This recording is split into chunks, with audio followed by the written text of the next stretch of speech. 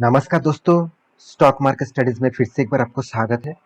तो आज यहाँ पे मैं बात करूँगा भारती एयरटेल के बारे में, क्योंकि भारती एयरटेल से जो अपडेट्स आया है पिछले दिनों में, तो ये अपडेट्स बहुत पॉजिटिव अपडेट्स आया है। और कोई भी कंपनी के लिए इस तरीके से अपडेट्स जो है, कंपनी ने जो पब्लिश किया, उस अपडेट ऑब्वियसली पॉजिटिव रहेगा। क्योंकि देखिए, कोई छोटा कंपनी अगर कोई बड़ा कंपनी मान के कोई छोटा कंपनी कोई बड़ा कंपनी के ऊपर मतलब पैसा लगा रहा है, इन्वेस्ट कर रहा है, तो सोचिए उस कंपनी को तो एक्स्ट्रा बेनिफिट मिलेगा ही मिलेगा वहां से, क्योंकि वो बड़ा कंपनी है, वो अच्छे तरीके से चल भी रहा है, तो उस कंपनी से एक्स्ट्रा बेनिफिट भी मिलेगा। तो भारतीय एयरटेल ने इसी तरीके से कुछ काम किया, तो उसी के ऊपर बात करेंगे। तो वीडियो को लास्ट तक देखिएगा। और अभी तक अपने इस चैनल को सब्सक्राइब नहीं किया तो जरूर सब्सक्राइब कर लेना, क्योंकि आपको daily basis stock market information और अपडेट चाहिए तो इस चैनल के ऊपर बने रहिए। तो चलो एक एक करके पूरा डिटेल्स यहाँ पे डिस्कस कर लेता हूँ। सबसे पहले मैं भारती एयरटेल जो कंपनीज है, इसके बारे में जानकारी सबके पास ही है। मैं मतलब इस कंपनी के बारे में एक्स्ट्रा कुछ नहीं बताऊंगा, सिर्फ यही बताऊंगा अभी मार्केट में दो ही प्लेयर है। एक मतलब दो ही प्लेयर मार्केट में अभी काम कर रहे हैं। एक्चुअली देखा जाए तो बताया जा रहा है कि 2.5 मतलब दो बड़े कंपनी है और एक हाफ कंपनी बन चुकी है। हाफ कंपनी कौन? Vodafone idea. और दो मेजर कंपनी कौन है?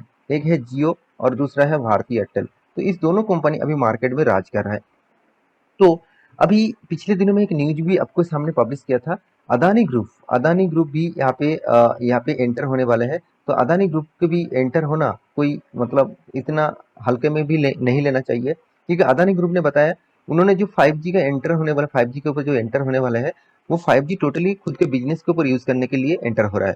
मगर मुझे नहीं लगता कंपनी इतने जल्दी से इतना बड़ा सेक्टर को मतलब इतना ज़्यादा खर्चा करके सिर्फ खुद के बिजनेस के ऊपर काम करेगा। वो मार्केट में भी उतर मतलब फ्यूचर में उतरेगा। तो मेरे हिसाब से ये भी एक पॉइंट्स है जो इस टेलीकॉम इंडस्ट्रीज को और भी ज़्यादा प्रेशर देखने को मिल सकता है। तो अभी भारती एयरटेल ने जो न्यूज पब्लिश किया, जिसके कारण फ्यूचर में भारती एयरटेल का स्ट्रेंथ और भी बढ़ जाएगा, तो चलो उसके ऊपर बात कर रहा हूँ। मैं दिग्गज वेबसाइट बिजनेस न्यूज के ऊपर आ चुका हूँ। तो बिजनेस न्यूज के ऊपर जाकर आप इस डेटा को देख भी सकते हैं, इस न्यूज को देख भी सकते हैं। यहाँ पे क्या बताया जा रहा है? Airtel allotted 7.1 crore equity share. देखिए यहाँ पे बात पैसे के नहीं हो रहा है, यहाँ पे बात हो रहा है इक्विटी शेयर को। 7.1 crore equity share, around around $700 million. Indian money में देखा जाए तो 5224, मैं एक बार लिखना चाहता हूँ 5224 करोड़। तो इतना बड़ा अमाउंट का इन्वेस्टमेंट करने वाला है, अलॉटमेंट कर चुके हैं एयरटेल ने। किसके लिए? To Google for 1.2% stake. Stock rise 2%, मतलब जब इसका न्यूज आया था पिछले दिन में 2% से भी ज्यादा तेज देखने को मिला था। तो न्यूज कौन सा है? गूगल के साथ जुड़ने वाले मतलब गूगल के जो स्टेक है, गूगल की जो हिस्सेदारी है, 1.2% स्टेक खरीदारी करने वाले हैं। देखिए, इसमें आप कहेंगे सर कंपनी को क्या फायदा होगा? बिल्कुल फायदा होगा। कंपनी सिर्फ खुद को जो टेलीकॉम सेक्टर है वहां से इनकम नहीं करते, कंपनी ये भी इनकम करते हैं, दूसरे कंपनी के ऊपर निवेश करके भी इनकम करते हैं। अगर बात आए गूगल के ऊपर, तो गूगल आप सभी जानते हैं वर्ल्ड की कितने बड़े कंपनी है।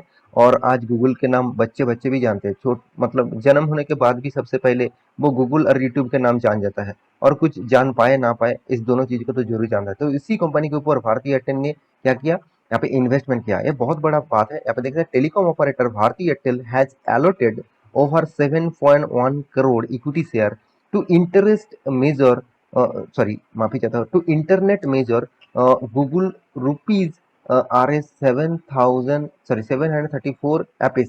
तो इसका मतलब है जितने शेयर यहाँ पे कंपनी खरीदने वाला है, तो उसमें कंपनी का बहुत बड़ा एक इन्वेस्टमेंट होगा। ऑब्वियसली मैं पहले बता चुका हूँ, फिर भी आपको दिखा दूँ। देखिए, the allotment is part of Google commitment to invest $1 billion with Airtel. तो एयरटेल इन्वेस्ट करने वाला टोटल $1 बिलियन, विच यहाँ पे देखिए included equity investment in the company with $700 million. तो 700 मिलियन रुपीज का इन्वेस्टमेंट होने, सॉरी 700 मिलियन रुपीज नहीं, 700 मिलियन USD का इन्वेस्टमेंट होने वाला है। मतलब डॉलर में इन्वेस्ट होगा 700 मिलियन। तो 700 मिलियन मतलब सोचिए कितना बड़ा, अराउंड आप बोल सकते हैं 70 करोड़ से भी ज्यादा।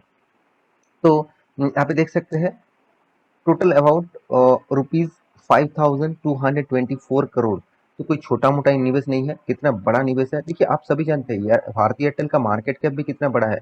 अराउंड अराउंड आप देखेंगे तो आप देख सकते हैं 3 लाख 67 करोड़ के भी ज्यादा, मतलब 3,70 करोड़ के आसपास कंपनी का मार्केट कैप है। उनमें से कंपनी के हाथ में कैश भी देखिए 28,900 करोड़ है। तो कंपनी शायद उसी पैसों से, और शायद कंपनी को और भी कुछ पैसे होगा, उस पैसे से कंपनी यहाँ पे 5,200 करोड़ का टोटल इन्वेस्टमेंट करने वाला है। तो ऑब्वियसली फाइलिंग जमा कर चुके हैं। यहाँ पे देखिए एयरटेल सेड रेगुलेटरी मतलब फाइलिंग जो फाइल्स है उसको जमा कर चुके हैं इतना स्टेक खरीदारी करने के लिए।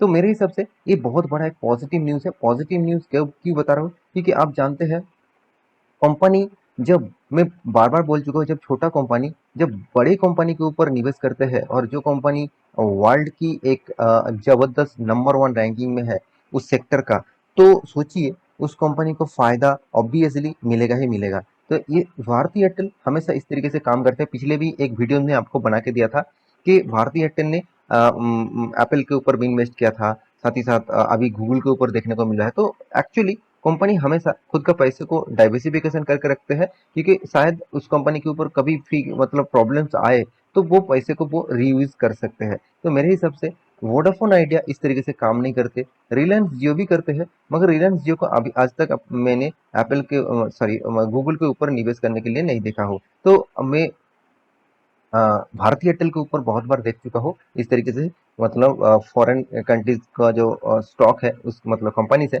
उसके ऊपर निवेश करने के लिए। तो एक बिग पॉइंट है, पॉजिटिव पॉइंट है, और इन्वेस्टर के लिए भी पॉजिटिव पॉइंट है। देखिए आपके पैसे, देखिए आप कोई भी कंपनी का शेयर खरीद रहे हैं, इसका मतलब आप उस कंपनी का मालिक बन चुके हैं। तो उस कंपनी का मालिक होने के नाते आपको जरूर देखना चाहिए आपका जो मतलब कर्मचारी है, आपका जो एम्प्लॉइज है, तो वो मतलब भारतीय एयरटेल में जितने सारे लोग काम करते हैं, जिसमें एमडी है, एचआर है, साथ ही साथ सीईओ है, वो कर्मचारी है। तो वो किस तरीके से, मतलब वो मैनेजमेंट टीम किस तरीके से काम कर रहे हैं, वो आप मालिक होने के नाते आपको देखना चाहिए। वो पैसे को कहाँ पे लगा रहा है, किस तरीके से काम कर रहे हैं, वो आपको देखना चाहिए। तो ऑब्वियसली मैं इसको पॉजिटिव न्यूज कहूंगा, और इन्वेस्टर के लिए भी पॉजिटिव है। तो देखिए अगर ये पॉजिटिव नहीं होता तो 2% से भी ज्यादा जंप देखने को नहीं मिलता, क्योंकि मार्केट पिछले दिनों में प्रेशर में था, आप सभी जानते हैं। तो इस प्रेशर के कारण में भी स्टॉक में तेजी देखने को मिला। तो अभी जो मेन मुद्दा है, क्या अभी इस कंपनी के ऊपर टिके रहना चाहिए, क्योंकि यह भारतीय एयरटेल और जियो मार्केट में अभी तक लॉन्च नहीं हुआ जियो। तो भारतीय एयरटेल अकेला मार्केट में है, साथ ही साथ वोडाफोन आइडिया भी है, मगर वोडाफोन का हालत तो अभी टोटली ना के बराबर है, मतलब खराब है। तो भारतीय एयरटेल अकेला ही मार्केट में अच्छा खासा प्रदर्शन दिखा रहा है। तो फ्यूचर में अगर जियो आ जाता है, साथ ही साथ अदानी ग्रुप भी आ जाता है, तो क्या भारतीय एयरटेल के ऊपर प्रेशर रहेगा? देखिए बिल्कुल, मार्केट में जब कोई नया प्लेयर्स आएगा तो एक प्रेशर तो होगा ही होगा। तो फिर भी मैं जरूर कहूंगा उस प्रेशर से आपको घबराने का, चिंता करने का जरूरत नहीं। बहुत सारे सेक्टर है, जैसे आईटी सेक्टर को मान के चलिए, बहुत सारे कंपनीज है। एफएमसीजी को मान के चलिए, बहुत सारे कंपनीज है। क्या फिर भी जितने सारे छोटे मार्केट का कंपनी है, क्या वो बर्बाद हो गया? बिल्कुल नहीं, ऐसे सोचना भी गलत होगा। क्योंकि कंपनी का इतना दिनों का काम होने के बाद, कंपनी देखिए जो मैनेजमेंट टीम है इसका, बहुत शानदार मैनेजमेंट टीम है, क्योंकि इस कंपनी का परफॉर्मेंस आपको बहुत अच्छे तरीके से देखने को मिलेगा एवरेज लेवल में। हाँ, एक चीज आप बोल सकते हैं, कंपनी के पास बहुत जबरदस्त कर्जा है, फिर भी कर्जे को लेकर भी कंपनी प्रॉफिट तो कमा रहा है ना। ऐसे नहीं कि वोडाफोन आइडिया के जैसे अराउंड 30-40 थाउजेंड करोड़ का लॉस, ऐसे बिल्कुल तो आपको देखने को नहीं मिलेगा। कंपनी के हाथ में कैश भी शानदार है। तो ओवरऑल इस कंपनी के ऊपर आपको तो फोकस रखना ही होगा। साथ ही साथ कंपनी का एक बार चार्ट पैटर्न आपको दिखा दूं। देखिए कंपनी बहुत टाइम पीरियड तक एक साइड बेसिस में चल रहा था। कंपनी जो पैटर्न में चल रहा था, आप देख सकते हैं यहाँ पे कंपनी का गिरावट हुआ था, फिर से तेजी आया था, उसके बाद फिर से लॉकडाउन पीरियड में यहाँ पे गिरावट हुआ था, फिर से कंपनी देखिए जो प्रीवियस रिकॉर्ड था उस रिकॉर्ड को ब्रेक किया और एक शानदार रैली देखने को मिला। मगर रसिया और यूक्रेन के बीच जो जो मतलब युद्ध स्टार्ट हुआ था, उसके कारण वर्ल्ड मार्केट में प्रेशर देखने को मिला, तो हर वर्ल्ड मार्केट के हर स्टॉक गिरते गए। तो इसी के कारण क्रूड ऑयल का प्राइस बढ़ जाना, ये भी मार्केट के लिए बहुत बड़ा खतरा है। और साथ ही साथ आप सभी जानते हैं यूएस मार्केट में इन्फ्लेशन रेट 9.010% से भी ज़्यादा हो चुके हैं। तो इतना बड़ा इन्फ्लेशन रेट बढ़ जाना तो वर्ल्ड मार्केट के लिए ऑब्वियसली नेगेटिव होगा। तो इसीलिए हर स्टॉक में गिरावट हो रहा है, तो इस स्टॉक में भी गिरावट हो रहा है। फिर भी देखिए यहाँ पे मुझे इस कंपनी का जो स्ट्रेंथनेस यहाँ पे देखने को मिला, जो सपोर्ट जोन है वो बहुत स्ट्रॉन्ग सपोर्ट जोन है। मेरे हिसाब से स्ट्रॉन्ग सपोर्ट जोन को अगर ब्रेक करता है तो एक अच्छा खासा फॉल देखने को मिलेगा। मगर यहाँ से अगर रीबैक करता है और इस जो हाई लेवल है, इस लेवल को अगर तोड़ते हैं तो फिर से एक नया मोमेंटम आपको देखने को मिलेगा। तो आशा करता हूँ कंपनी के सारे जानकारी को मिल चुका है। आपके पास इस कंपनी का शेयर है तो ऑब्वियसली लॉन्ग टर्म पीरियड के लिए सोचिए। बाकी आप समझदार है, एक बार स्टडी करना, उसके बाद निवेश करने के लिए भी सोचना और लॉन्ग टर्म के लिए भी सोचना। तो मिलते हैं इसी तरीके से नया स्टॉक लेके। तब तक के लिए अच्छे से रहिए, अपने ख्याल रखिए। Bye bye.